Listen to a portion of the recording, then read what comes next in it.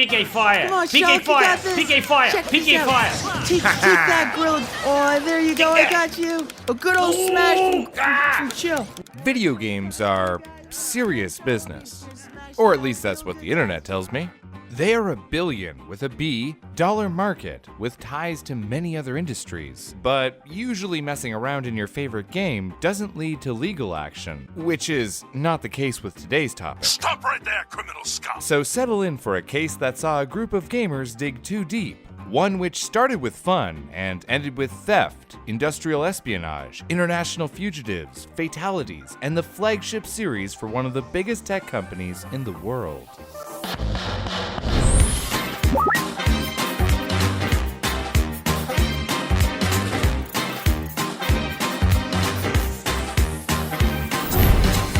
This episode deals with a topic that may be contentious to some, and which delves into the realm of potentially problematic, even illegal behavior.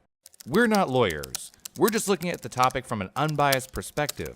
Do not take anything we say as legal advice, and please do not send any hate to anyone listed in this video. With that out of the way, let's get into it. Who's Mario? Like any good case, our story starts with a crew. And like any crew, the Xbox Underground starts with the brains. In this case, one David Xenomega Pecora. Born in Mississauga, Canada, Pecora was playing computer games before he could read or write. According to Wired, he had made his own web browser by elementary school, and by 2002, he had entered the world of Xbox hacking. And it was through this world that he'd meet kindred spirits, like Rowdy Van Cleve, the Fixer, of a certain sort. Already a member of an Xbox hacker group, Van Cleve had heard that an electronics recycling facility had Xbox DVD drives on sale for cheap. He went looking for a deal and found a jackpot. Xbox 360 dev kit motherboards. Thousands of them. For those not in the know, a dev kit is a version of a console specifically made for game developers. They have additional permissions, including the ability to create programs for the console, and to download early builds of games for quality assurance purposes through an industry network known as PartnerNet, also known as something you don't want the public to have. But for the Xbox hackers, this was the dream. Taking these motherboards, which were meant to be securely destroyed, they played unreleased builds of games and tried making and running their own programs. Pecora managed to impress Van Cleve enough to score a motherboard for himself and a few others, allegedly acting as a motherboard salesman for Van Cleve. Anthony Clark found Pecora through Halo modding sites and became fascinated by Pecora's posts. A skilled hacker himself, Clark could turn the Xbox's machine language into a proper programming language, and the two teens became fast friends. They even found ways to make money from their hobby. The two offered modded Call of Duty servers with superpowers like flight or the ability to phase through walls for up to $100 per half hour. For a little more, they offered longer-term cheats they called infections. The business was lucrative, to say the least. Reportedly, the two made up to $8,000 on busy days. And Pecora's action drew eyes to him. Eyes from people like Dylan Superday Wheeler, the wild card. An Australian teen, Wheeler was only 14 in 2010 when he got a hold of a list of Epic Game Forum usernames and passwords from a friend of his. Looking through the list, Wheeler discovered credentials belonging to an IT admin. Wheeler knew he had found something big, and he knew exactly who to bring it to. Pecora was interested, but he didn't want to just log into Epic's network from his own IP address. That's when he turned to another of the growing group. Sanad Sonic Neshiwat had something the others didn't. A hacked modem that let him hide his location. Neshiwat downloaded an early build of hit title Gears of War 3. The group started playing the unfinished build and showing it to their friends. One of these was Justin MTW May, a hacker who had bought a dev kit motherboard from Pecora previously. But just days after showing May the build, it was leaked to torrent site The Pirate Bay, which is when Epic called the FBI. Needless to say, this freaked out the crew. In the words of Neshiwat, they were just talking to each other, and the FBI agent was like, "Oh, I don't see any intrusions. I just see malware from South Africa or something like that." I'm like, okay, so they're not onto us, so let's stop while we're ahead. But not everyone played it safe. While at the Boston PAX Gaming Convention, May saw a chance to sneak into the booth of Atomic Games and stole the code for the unreleased game, Breach. However, he was spotted by staff and arrested after trying to escape into the crowd. According to some witnesses, May had claimed to know of bigger things to the authorities as he was arrested. As time went on, the Xbox Underground added more members like Nathan Anime Freak LaRue, who had created a program to mint fake coins to buy virtual items in the popular soccer game EA's FIFA 2012. But compared to what was still to come, this was all small scale. Through May, Pokora had started selling stolen pre-release copies of video games to a buyer known only as Xbox Dev Guy for a few $100s each. Now the team had a chance to get their hands on something more tangible. While poking through internal Microsoft servers, the team had managed to dig up the specs on Microsoft's upcoming project, Durango, better known these days as the Xbox One.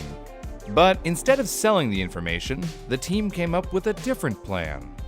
They decided to build their own. Finding matching parts, the team had the components shipped to LaRue's house where the bootleg Xbox was assembled. They managed to find an Xbox hacking group out of the Seychelles who were willing to buy it for $5,000. The money went to LaRue, and May volunteered to ship the Xbox out. But it never made it to the Seychelles, and the team got nervous, and more suspicious of May, believing he may have turned coat after his arrest at PAX. And they had good reason to be. While snooping around game developers, the Xbox Underground found something on Spec Ops series developer Zombie Studios' servers. A link to US military servers, which is where they got an Apache helicopter training simulator, and attracted the attention of the US Army themselves. With growing heat, the question of how to end things rose, and for Wheeler, the answer seemed to be in a blaze of glory. He posted an eBay auction for a second bootleg Xbox One that rose over to $20,000 before eBay pulled the listing. The publicity of this led to a falling out between Wheeler and Pokora. Wow, this story about video games sure got dark. Speaking of video games, this episode is brought to you by World of Tanks. Do you feel the fires of wrath burning within when some jerk blows through traffic in a 10-ton tank right in front of you? Well, there's nothing quite so therapeutic as a 57mm shell to the engine block. Now that's a statement. A statement you can make in World of Tanks. Choose the kind of tanks you want, jump into battle, and blast your opponents until their turret ain't connected to the chassis no more. Play your way through tiers of armored monsters from a selection of nations. Me? I went British, because that way I can cruise around in a cruiser. did you know that British tanks have tea kettles installed? Keep your front facing your foes, but make sure to hit them in the sides or back. Tanks can't aim down at too close a range, and angles are your friends. Angle yourself properly and watch those shells bounce right off you. Angle yourself not so properly and BOOM! Use our link in the description box below with the invite code TANKTASTIC when you sign up as a new player and get a special T127 tank, 500 gold, and 7 days premium access. Get playing for free and show them your war face. With so many eyes on them, it was only a matter of time until the other boot dropped. And it dropped hard. LaRue was the first to go down, going dark after being arrested by the FBI. Granted bail, they tried to flee to Canada and wound up in a standoff with the Canadian border guard, which led to LaRue stabbing themselves multiple times until they collapsed. Surviving, LaRue was sentenced to 24 months in prison. During this time, LaRue came out as transgender and changed names to Holly. According to the Darknet Diaries podcast, they lost their life in a motel in Fresno, California. It was believed by local authorities that they took their own life, along with another woman. Neshiwat was the next to fall. In December 2012, the FBI had traced him to the team and raided his home.